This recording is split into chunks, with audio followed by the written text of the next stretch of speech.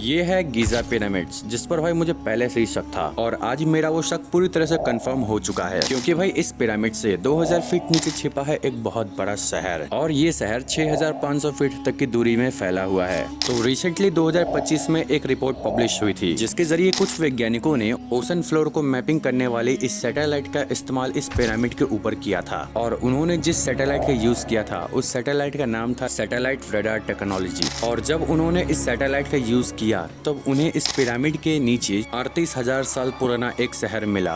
और जब से भाई इस शहर के बारे में सभी को पता चला है तो इंटरनेट पर तो भाई भूचाल आ चुका है, क्योंकि सभी ने इस पर वीडियो डालकर इसे फेमस कर दिया। और कुछ लोगों का ये कहना है कि ये शहर एलियंस का एक खुफिया बेस है। तो आप लोग फटाफट से तैयार हो जाओ, क्योंकि हम लोग चलने वाले हैं फेमस पिरामिड के नीचे इस खुफिया शहर की सारी सच्चाई जानने के लिए। तो देखो, अब आप लोग वीडियो को स्किप मत करना, क्योंकि यहाँ से वीडियो का मेन इंपॉर्टेंट पार्ट शुरू होने वाला है। तो चलिए वीडियो शुरू करते हैं।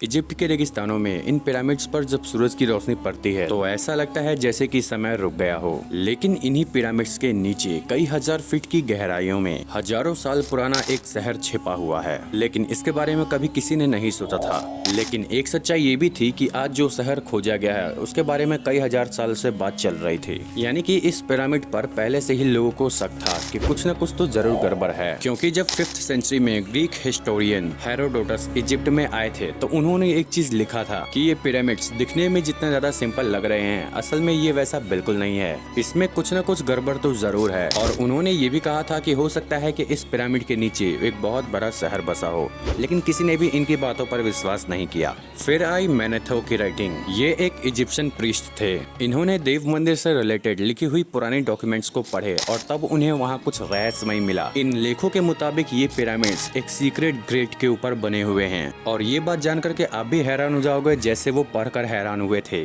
कि इस पिरामिड के नीचे एक सीक्रेट भूल भुलैया बना हुआ है और इन भूल भुलैया में पुरानी सभ्यताओं ने अपना सारा ज्ञान छिपा करके रखा है। पुरानी समय में इसे हॉल ऑफ रिकॉर्ड्स कहा जाता था। ये एक ऐसी लाइब्रेरी थी जो अटलांटिक शहर के डूब जाने के बाद भी ये बची हुई थी। समय धीरे धीरे बदलता गया, लेकिन ये बात आज तक किसी से भी नहीं छिप पाई। 20th सेंचुरी में एक नाम उभर कर आया है, एडगर कैस। ये वो बंदा था जो बार इस चीज का दावा कर रहा था कि इन पिरामिड्स के नीचे एक चैम्बर मौजूद है और इस चैम्बर में एलियन की मौजूदगी के सारे सबूत मौजूद हैं। फाइनली इस बेचारी की बात को किसी ने तो सीरियस में लिया। इसकी बात में कितनी सच्चाई है ये बात को जानने के लिए 1990 में American geologist John Anthony West और थॉमस ने मिलकर इस पिरामिड की जमीन के आसपास जीपीआर रडार का यूज किया तो उन्हें वहाँ पर बहुत ही शॉकिंग रिजल्ट मिले, क्योंकि वहाँ पर एक ऐसा शहर था जिसका कोई भी ऑफिशियल एक्सप्लेनेशन नहीं था। लेकिन जब आर्कियोलॉजिस्ट ने वहाँ के एरिया को एक्सप्लोर करने के लिए इजिप्शियन गवर्नमेंट से परमिशन मांगी तो साफ मना कर दिया गया। ऐसा लग रहा था जैसे कि वहाँ की गवर्नमेंट पहले से ही इन सभी चीजों के बारे में जानती थी और ये भी लग रहा था कि वहाँ की गवर्नमेंट ये नहीं चाहती थी कि इन सभी चीजों के बारे में बाकियों को भी पता चले। खैर, ये सभी बातें तो बहुत ज्यादा पुरानी थी। अब बात करते हैं साल 2017 की, जिसमें एक ऐसा ही प्रोजेक्ट आया था जिसका नाम था स्कैन पिरामिड प्रोजेक्ट। इस प्रोजेक्ट में फ्रांस और इजिप्ट के साइंटिस्ट ने म्यूऑन टोमोग्राफी जैसी टेक्नोलॉजी का इस्तेमाल इस पिरामिड पर किया था। खूफू पिरामिड के अंदर एक बहुत बड़े वर्ल्ड को डिस्कवर किया था। ये थी एक 30 मीटर लंबी वर्ल्ड जो ग्रेट ग्रैंड के ठीक ऊपर था। और सिर्फ यही नहीं, थर्मल स्कैन ने काफिल पिरामिड्स के अंदर स्ट्रेंज हीट सिग्नेचर्स को डिटेक्ट किया है।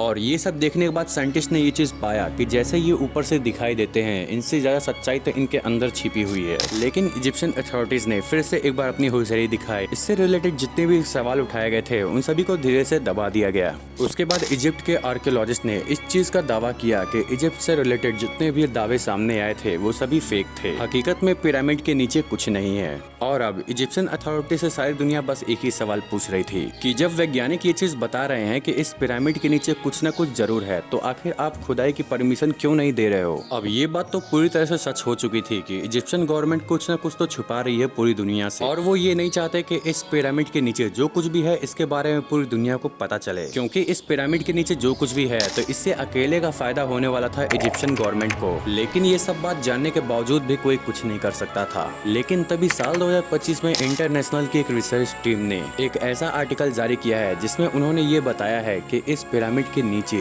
8 पिलर्स लगे हुए हैं जो 2100 फीट नीचे 6000 स्क्वायर फीट में फैली हुई सिटी तक जाते हैं। और अब फाइनली ये बातें पूरी दुनिया के सामने आ चुकी थी। और जब रिसर्चर्स ने इन पिलर पर रिसर्च किया तो पता चला कि इन पिलर्स को तकरीबन 38,000 साल पहले बनाया गया होगा, यानी कि पिरामिड बनने से पहले से ही पिलर्स यहाँ पर मौजूद थे और तब इसके बाद इनके ऊपर से ही पिरामिड को बनाया गया ताकि इस बात को छिपाया जा सके। तो चलो अब हम लोग बात करते हैं इसके पीछे की रियलिटी की। तो देखो, जिन वैज्ञानिकों ने मिलकर इस पिरामिड के ऊपर रिसर्च किया था और जितने भी सबूत जमा किए थे तो उन्होंने ही बाद में इस प्रोजेक्ट को फ्रिंज थ्योरी डिक्लेयर कर दिया। अब आप लोग फ्रिंज थ्योरी का मतलब तो समझते हो ना, इसका मतलब होता है फालतू की बकवास बातें, यानी कि इसका सिर्फ एक ही मतलब होता है कि इस प्रोजेक्ट में जितने भी सबूत थे, जितने भी दावे किए गए थे वो सभी बेकार थे, फालतू के थे। सो आई होप आप लोगों ने इस वीडियो को फुल एंजॉय किया होगा। वैसे एंजॉय करने लायक जैसा कुछ था तो नहीं, खैर मैं पूरी कोशिश करूंगा इससे अच्छी टॉपिक पर वीडियो ला सकूं। तब तक के लिए बाय बाय।